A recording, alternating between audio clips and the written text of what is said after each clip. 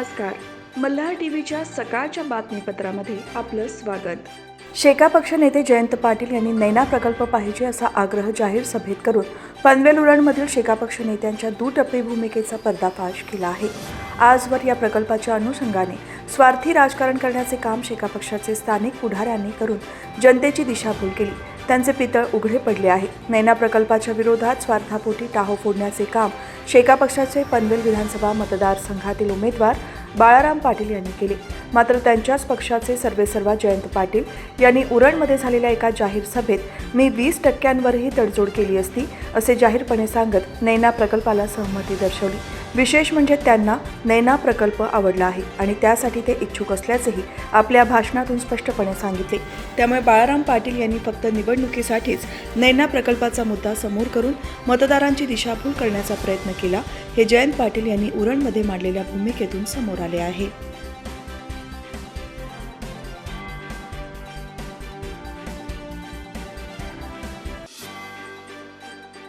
भारतीय जनता पार्टीचे पनवेल तालुका अध्यक्ष अरुण शेठ भगत यांचा वाढदिवस येत्या 22 नोव्हेंबर रोजी आहे. ते यंदा आपला वाढदिवस साजरा करणार नाहीत. पनवेल उरणमध्ये त्यांचा मोठा चाहता वर्ग आहे. सर्वपक्षीय नेते, पदाधिकारी, कार्यकर्ते आणि विविध क्षेत्रातील मान्यवर त्यांना वाढदिवसाच्या शुभेच्छा देण्यासाठी आवर्जून येत असतात. परंतु यावर्षी कुणीही शुभेच्छा देण्याकरिता येऊ नये. तुमचे प्रेम आणि आपुलकी सदैव माझ्यासोबत राहील, असे अरुण शेठ भगत यांनी आपल्या संदेशात म्हटले आहे.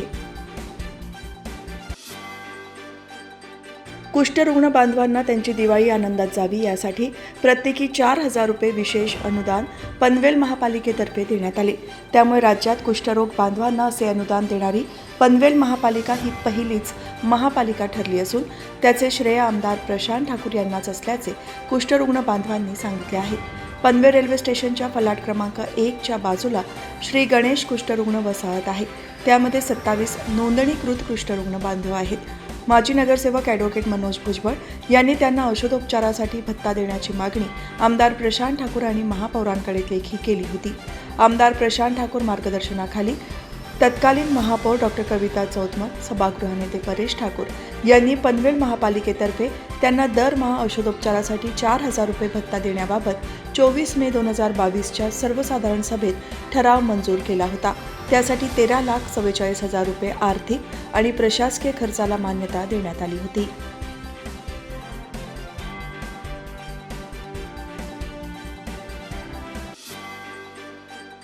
रायगडचे जिल्हाधिकारी डॉक्टर किशन जावळे, रायगड पोलीस अधीक्षक सोमनाथ घारगे, रायगड जिल्हा परिषदेचे मुख्य कार्यकारी अधिकारी डॉक्टर भरत बास्टेवाड यांनी सोमवारी टपाली मतदान करून आपला मतदानाचा हक्क बजावला. उद्या विधानसभेच्या निवडणुकीसाठी मतदान होणार आहे.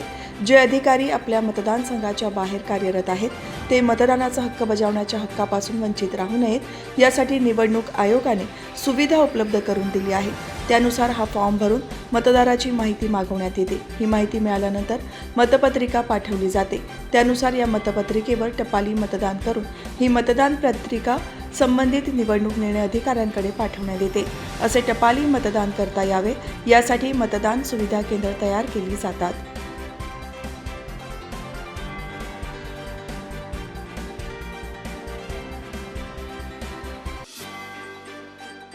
विधानसभा सार्वत्रिक निवडणुकीसाठी 15 ऑक्टोबरपासून आदर्श आचारसंहिता लागू झाली आहे. पनवेल विधानसभा मतदारसंघ निवडणूक विभाग अंतर्गत आचारसंहिता पथकाअंतर्गत स्थिर पथकाने पुणे ते जुने मुंबई हायवेच्या दिशेने जाणाऱ्या शेडूंग चेकपोस्टवर एका 4 चाकी गाडीला थांबवून तपासणी केली असता त्या गाडीत असलेल्या काळ्या रंगाच्या बॅगेमध्ये एक पिस्टल, 2 मॅगझिन, 12 जिवंत राऊंडसह 2,33,550 रुपयांचे रोख रक्कम आढळून आली. ही रक्कम संशयास्पद असल्याने स्थिर सर्वेक्षण पथकामार्फत रोख रक्कम जप्त करून जमा करण्यात आली आहे. तर जप्त करण्यात आलेले अग्निशस्त्र पनवेल तालुका पोलीस ठाण्याकडे पुढील कार्यवाहीसाठी सुपूर्द करण्यात आले.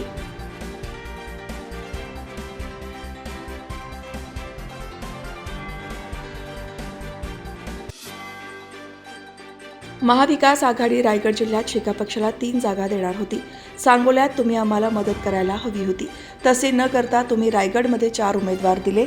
थोडा विचार करायला हवा होता, अशा शब्दात शिवसेना उद्धव बाळासाहेब ठाकरे पक्षाचे प्रमुख माजी मुख्यमंत्री उद्धव ठाकरे यांनी सोमवारी कर्जत येथील सभेत नाराजी व्यक्त केली. या सभेला शिवसेना सचिव मिलिंद नार्वेकर, काँग्रेसचे जिल्हाध्यक्ष महेंद्र घरत, संजय गवळी, कम्युनिस्ट पक्षाचे गोपाळ शेळके, शिवसेनेचे उत्तम कोळंबे, एकनाथ पिंगळे, बाबू घारे, राजाराम शेळके, सुवर्णा जोशी, रेखा ठाकरे, उमेदवार नितीन सावंत, लीना गरड उपस्थित होते.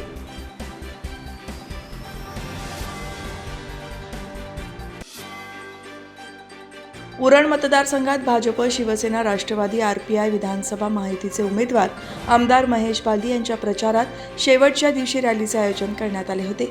या प्रचार रॅलीत महिलांसह तरुण वर्गाचा मोठा प्रतिसाद मिळाला.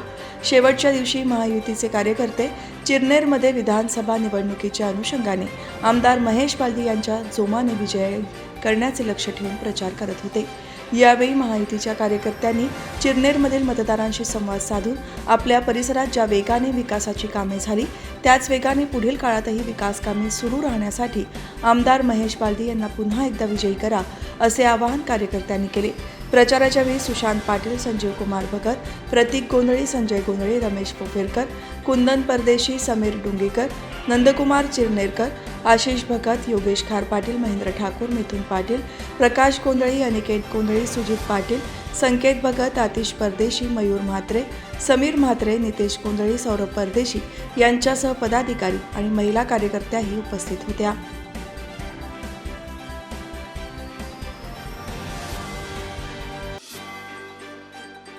महायुतीचे लोकप्रिय उमेदवार महेश बालदी यांच्या प्रचारार्थ उरण तालुक्यात सोमवारी भव्य बाईक रॅली काढण्यात आली.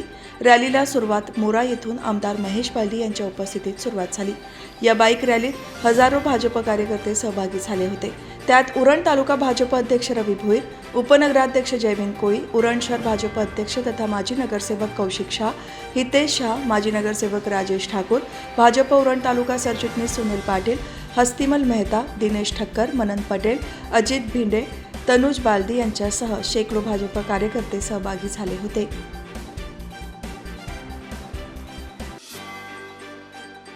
विधानसभा निवडणुकीसाठी उद्या मतदान होणार आहे.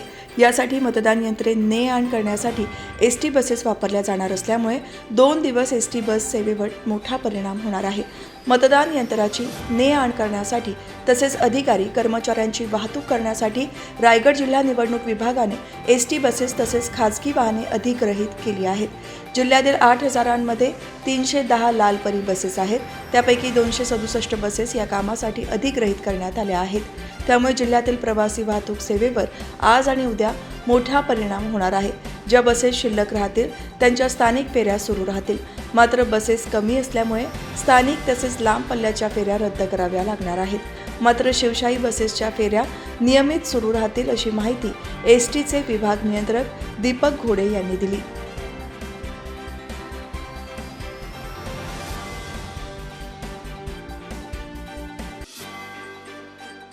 विधानसभा निवडणुकीच्या पार्श्वभूमीवर पनवेल मतदारसंघामध्ये मतदारांनी आपला मतदानाचा अधिकार बजवावा याकरिता जनजागृती करण्यासाठी 18 नोव्हेंबर रोजी रामशेठ ठाकूर पब्लिक स्कूलमध्ये चित्रकला स्पर्धेचे आयोजन करण्यात आले होते.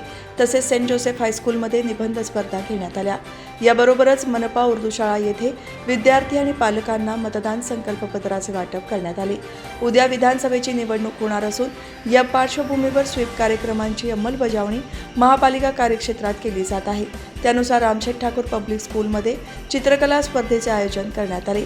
सेंट जोसेफ हायस्कूलमध्ये निबंध स्पर्धा घेण्यात आल्या.